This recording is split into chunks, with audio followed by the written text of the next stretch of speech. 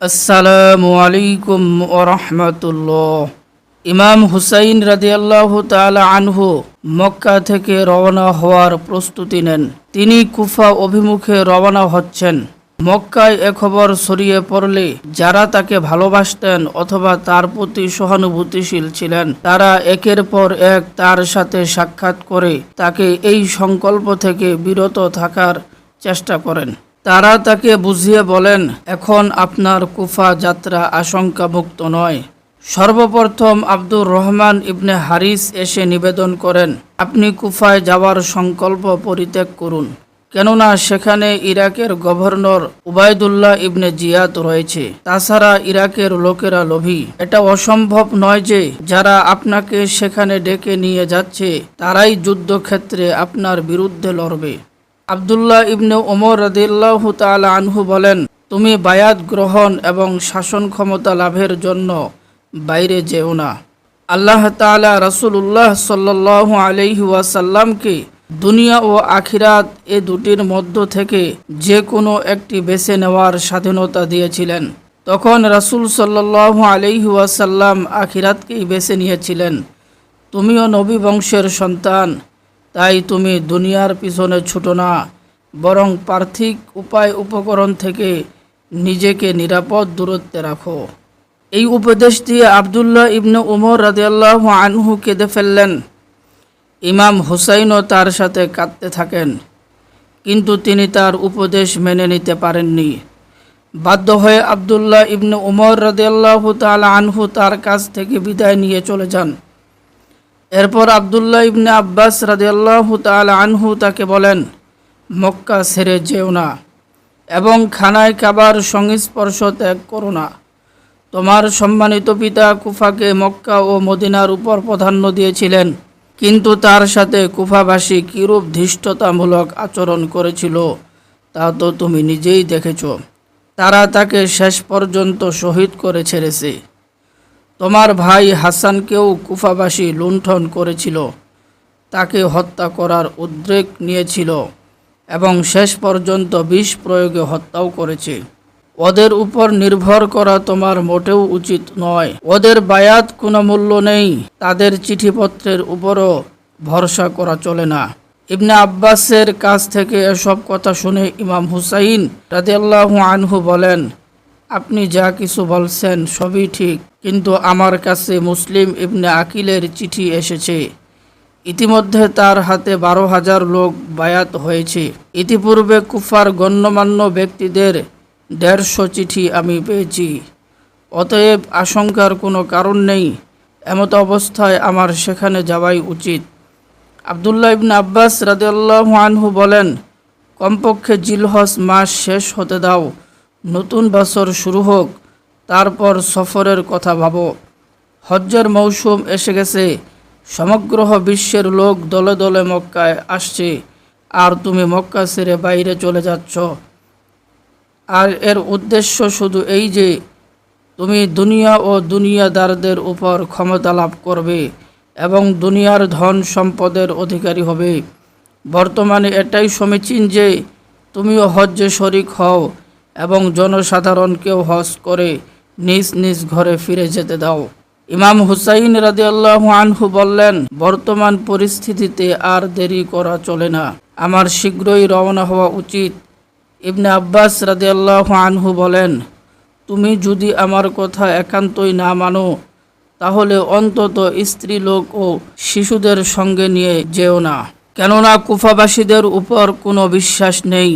12,000 লোক যদি তোমার খিলাফতের জন্য বায়াত করে থাকে, তাহলে তো তাদের কর্তব্য ছিল প্রথমেই ইয়াজিদের গভর্নরকে কুফা থেকে বের করে দেওয়া, রাজকোষের উপর কবজা করা, এরপর সেখানে যাওয়ার জন্য তোমাকে আহ্বান জানানো।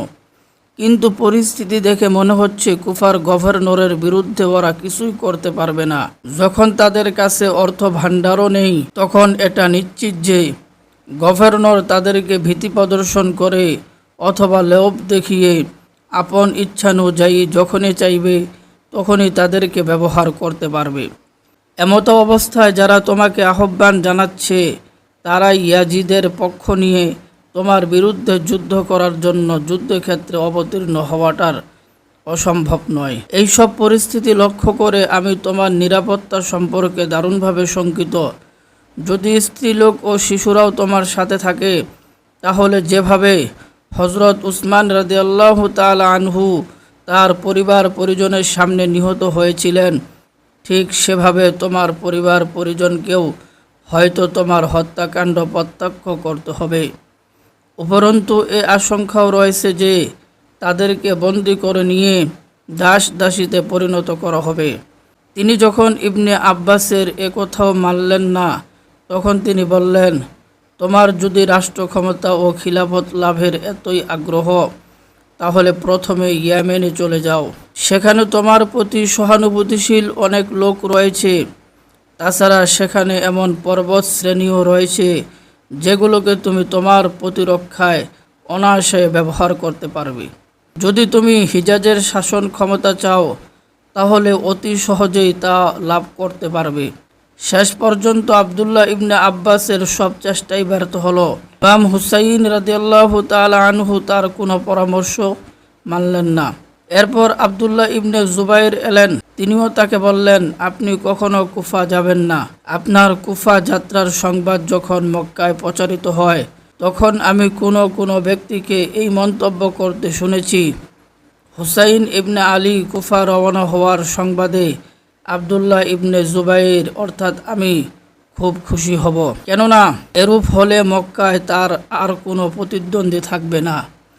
তাই আমি ওই সমস্ত অলীক ধারণা পোষণকারী লোকদেরকে মিথ্যাবাদী প্রমাণিত করার জন্য আপনাকে অত্যন্ত আন্তরিকতার সাথে বলছি, আপনি মক্কার শাসন ক্ষমতা গ্রহণ করুন। আপনি আপনার হাত বাড়িয়ে দিন, আমি আপনার হাতে বায়াত করব। আপনার নির্দেশ পালন করতে গিয়ে যুদ্ধক্ষেত্রে অবতরণ হব। কিন্তু ইমাম হুসাইন রাদিয়াল্লাহু আনহু উত্তর দিলেন, আমি ইতিমধ্যে তাদের কাছে সংবাদ পাঠিয়ে দিয়েছি এবং রওনা হওয়ার দৃঢ় সংকল্প নিয়েছি। এমত অবস্থায় নিজেকে বিরত রাখতে পারি না। শেষ পর্যন্ত হিজরি ৬০ সনের ৩রা জিলহজ ৬৮০ খ্রিস্টাব্দের সেপ্টেম্বর মাস রোজ সোমবার ইমাম হুসাইন রাদিয়াল্লাহু আনহু পরিবার সহ মক্কা থেকে রওনা হন। আর ওই তারিখেই মুসলিম ইবনে আকিলকে কুফায় হত্যা করা হয়। ইমাম হুসাইন রাদিয়াল্লাহু আনহু যখন মক্কা থেকে রওনা হন, তখন আমর ইবনে সাদ ইবনে আস এবং আরও কয়েকজন মক্কাবাসী তার পথরোধ করে দাঁড়ান। তারা বলেন, আপনি বিরত না হলে আমরা শক্তি প্রয়োগে আপনাকে বাধা দেব এবং আপনার প্রতিরোধ করব। ইমাম হুসাইন রাদিয়াল্লাহু আনহু বললেন, তোমরা যা ইচ্ছা তাই করো, আমি কোনো মতেই আমার সংকল্প ত্যাগ করব না। একথা শুনে সবাই তার রাস্তা ছেড়ে দেন এবং তিনি কুফার দিকে রওনা হন। আবদুল্লাহ ইবনে আব্বাস রাদিয়াল্লাহু আনহু তাকে বিদায় দিতে গিয়ে বলেন, আমি এই মুহূর্তে তোমার উটের সামনে এমনভাবে শুয়ে পড়তাম, তুমি আমাকে দলিত মথিত না করে অগ্রসর হতে পারতে না। কিন্তু আমি জানি তাতেও তুমি বিরত হবে না এবং কুফা যাত্রা সংকল্প ত্যাগ করবে না। তিনি মক্কা থেকে রওনা হয়ে তিগমা নামক স্থানে গিয়ে পৌঁছলে একটি কাফেলার সাথে তার দেখা হয়। তারা ইয়েমেনের শাসনকর্তার পক্ষ থেকে কিছু উপঢৌকন নিয়ে ইয়াজিদের কাছে যাচ্ছিল। তিনি ওই কাফেলাকে বন্দী করে ফেলেন এবং তাদের কাছ থেকে কিছু মাল সামগ্রী নিয়ে সামনে অগ্রসর হন। মক্কা ও কুফার মধ্যবর্তী সাফাহ নামক স্থানে প্রসিদ্ধ আরবি কবি ফারাজদাকের সাথে তার দেখা হয়। ফারাজদাক কুফা থেকে আসছিল। তিনি যখন কুফা থেকে রওনা হয়েছিলেন, তখন পর্যন্ত উবাইদুল্লাহ ইবনে জিয়াদ কুফায় এসে পৌঁছেনি। ইমাম হুসাইন রাদিয়াল্লাহু আনহু ফারাজদাকের কাছে কুফা ও কুফাবাসীদের অবস্থা জিজ্ঞেস করলে তিনি বলেন, কুফাবাসীরা তো আপনার সাথে আছে, কিন্তু তাদের তরবারিসমূহ আপনার সাথে আছে কিনা তাতে সন্দেহ রয়েছে। কিছুদূর অগ্রসর হওয়ার পর তিনি আবদুল্লাহ ইবনে জাফরের একটি চিঠি পান। তিনি নিজ পুত্র আওয়ান ও মুহাম্মদের মাধ্যমে ওই চিঠি পাঠিয়েছিলেন। তাতে তিনি লিখেছিলেন, আমি শুধু আল্লাহর ওয়াস্তে বলছি, আপনি কুফা যাত্রার সংকল্প ত্যাগ করুন এবং মদিনায় চলে আসুন। আমার আশঙ্কা যে আপনাকে হত্যা করা হবে। আল্লাহর ওয়াস্তে আপনি এ ব্যাপারে তাড়াহুড়া করবেন না। ওই সাথে মদিনার গভর্নরের একটি চিঠিও দূতেরা ইমাম হুসাইনকে দিল। তাতে লেখা ছিল, যদি আপনি মদিনায় এসে থাকতে চান তাহলে আপনাকে নিরাপত্তা প্রদান করা হবে। কিন্তু ইমাম হুসাইন রাদিয়াল্লাহু আনহু ফিরে যেতে দৃঢ়ভাবে অস্বীকার করলেন। তিনি মুহাম্মদ ও আওনকেও তার সঙ্গী করে নেন এবং বসরাবাসী স্বীয় পথ প্রদর্শককে বলেন, যত তাড়াতাড়ি সম্ভব এগিয়ে চলো, যাতে আমরা উবাইদুল্লাহ ইবনে জিয়াদের পূর্বেই কুফায় প্রবেশ করতে পারি। সেখানে সম্ভবত লোকেরা আমাদের জন্য অধীর আগ্রহে অপেক্ষা করছে। ঘটনাক্রমে ওই দিন ইবনে জিয়াদের কাছে ইয়াজিদের একটি জরুরি বার্তা পৌঁছেছিল। তাতে বলা হয়েছিল, তুমি তোমার নিরাপত্তার ব্যবস্থা করো। যেহেতু ইমাম হুসাইন ইতিমধ্যে মক্কা থেকে রওনা হয়ে থাকবেন, তাই তুমি প্রতিটি রাস্তায় সৈন্য মোতায়েন করো, যাতে তিনি কুফায় এসে পৌঁছতে না পারে।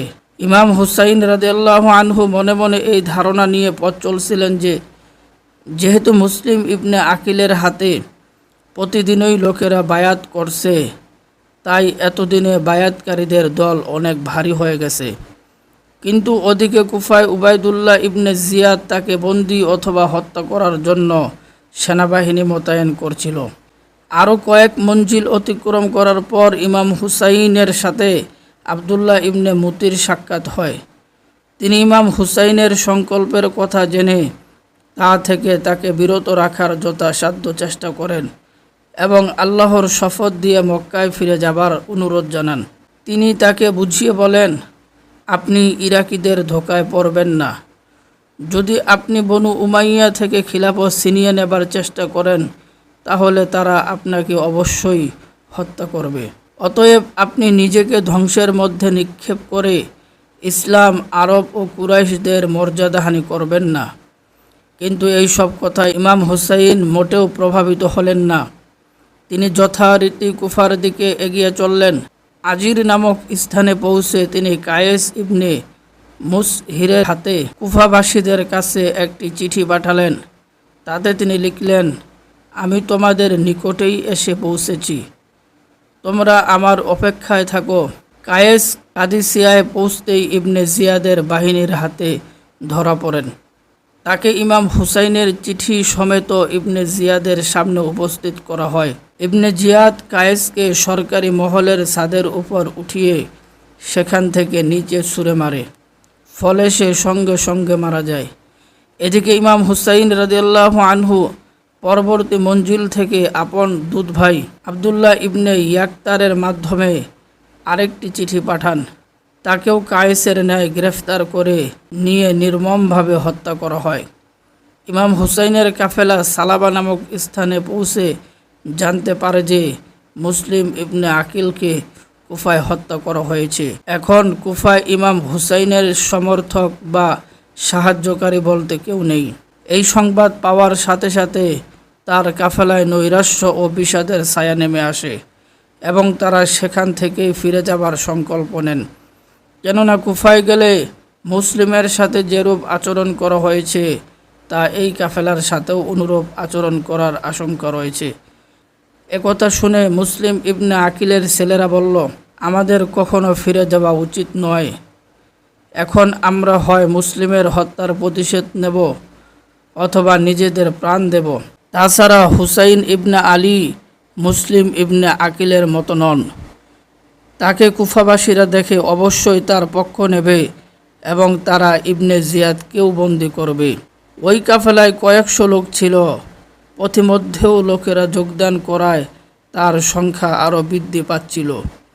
কিন্তু সালাবায় পৌঁছার পর যখন ওই দুঃখজনক খবর এলো, তখন অন্য অন্য গোত্রের লোক ক্রমান্বয়ে কাফেলা ছেড়ে চলে যেতে লাগলো। শেষ পর্যন্ত কেবল ইমাম হুসাইনের পরিবার ও গোত্রের লোকেরাই অবশিষ্ট রইল। তাদের মোট সংখ্যা ছিল 70 অথবা 80 মতো।